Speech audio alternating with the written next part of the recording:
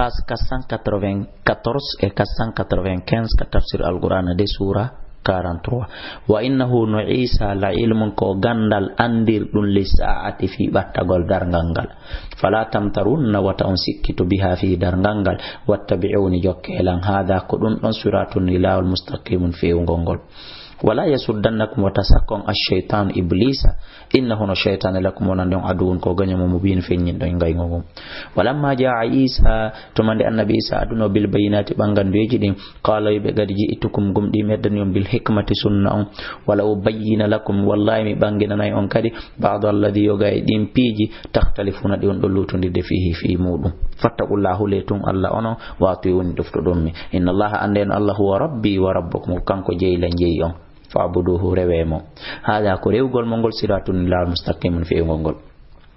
Faqtalafa al-ahzab fi dejidi lutodiri min baynim hakkune mabbe fa waylun kono bone wodani lil ladina wonande ben zalamu toñube dum ko yibe ben Isa ko Allah e wi ben Isa ko biddo Allah ko din feddeji didi woni zalamu on min adabin immorde lette yawmin min adabi yawmin immorde lette nyalande alimin musude hal yanzuruna tawsi ben habiti illa sa'ata siwana darngal an ta'tiyahum dengal arata be bagata tan e juhay wa hum ta kambe la shuruna be shawa andude. Al akhillau jatigi be yawma idin denyande baadum yoga e mabbe li baadum wonande yoga aduun ko ayro yaydum illa al muttaqina sona hulo be Allah ben. Allah dala ya ibadi kono jiyabe an la khawfun alaykum kulul fawakin al yawma hande wala antum ona li tahzanuna sunoytobe. Alladina ben amanu gomni me be ayatina ya jamen den wakanu be lati muslimina julbe. Allah inna nay be udkhulul jannata nate kal janna antum on wazwajukum e sonna be modon ben tuhbaruna haray ko on tolnaabe ko on sadi ko on toli tafu hino jindini alayhim e do mabbe bisihafin piletije min dhahabin immorde kange wa aqwabin e tasiji wa fiha hino ender majji ma tashtahihi al anfusu kala ko welata wonki jidin wa taladdul ayunu e ko welata gite wa antum onon fiha ender o aljanna khaliduna ko luttintebe wa tilkal jannatu o do aljanna allati woni o uristumuha woni moroni na don bima kuntum sabu konkulati don ta'maluna idon golla lakum nawdan on fiha nder ton fakihatun mu yanteji kathiratun dududi min ha ko e majjita akulun ko nyamoton wayliten are musibbe julbe kala burwi ko nan don nder ton on yafoto ko e losuma mi woni joni non awa e losuma be hedditi ben be mari durwa hirgol haka be fala wono min kadi mi mari durwa mi wata wiide be walo be dano do ko bi mana ko men kaf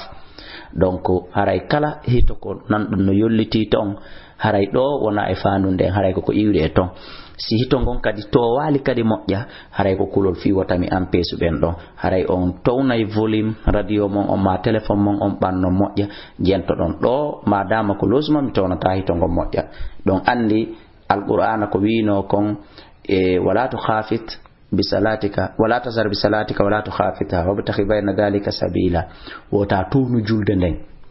pandi ta jultinde pandi jogita ko ne do lawol ko wowlana dum ko kala wondo e losuma foti o julay woni foti o jangay woni wona yo ampesu be o losi di tombe mabbe o losi ben kamudu foti ko hito radio hare ko gollitirgo don aya ala dal innal mujrimina andena bombe ben fi adabi jahannam be wona ender lette te jahannam khaliduna ko be luttintebe la yufattaru anhum hoynan take be tajindiran take be lette den wa hum kambe fi ender lette den mublisuna ray ko be tajibe wama zalamnahum min tonyalbe walakin skoni kanu be latika hum zalimin kambe ko toni wanadaw be nodda ben ya malik kayo malaika jo ay ndo yitenge li yaqdi alaina rabbuka yuma nyaaw mayde den horame bi bana yo warme gala o jabo innakum onon makithun ko nyibobe laqad ji'nakum gomdi men addani on bil haqqi gonga kan walakin nakoni tun aktharakum ko buri hewde modo lil haqqi wonande gonga kan kari huna ko be anyube ka am aburamu ka be fewji woni amuran fiyake fa inna menen amenen kadi mo buri mona meden fewjude am yahsabuna ka be sikku annana menen la nasma'u men ala nande sirram gundoji mabbe di wana jowami condi mabbe bala ko fenande meden nande wa rusuluna ni laabe amen be ladayhim no kam mabbe yaktubuna hin windude wala wi in kana li rahmani silatan ki alla waladun biddo tayno alla no marno biddo fa ana awwalul abidina ko mi wonayno premier maccin dinan tobe o rewamo kono o mara biddo subhana rabbis samawati wal ardi la bal wodani jeydo kammul e leedi rabbil arshi jeydo arshi amma si wona gay ko ben sifate فذرهم ترتب يخوضوا بنجوم ويلعبوا بفجة حتى يلاقوها بهور يومهم إن يلا المبع الذي قال يؤدون قلب فدا وهو الذي وكان قال لون في السماء كاسم إله ربتيدو وفي الأرض كليد إله ربتيدو وهو الحكيم كان كونين يدو العليم أندلو وتبارك الذي مؤجر ألند موني له كان كودن ملك السماء لا مغل كمولين والأرض إليدني وما بينهما يكون كن حق دي جمع به hakkundeji majji wa indahu kama kun ilmu sati gandal andugol fi dar gangal wa ilayko faade kama ko turjawno ko ruttete don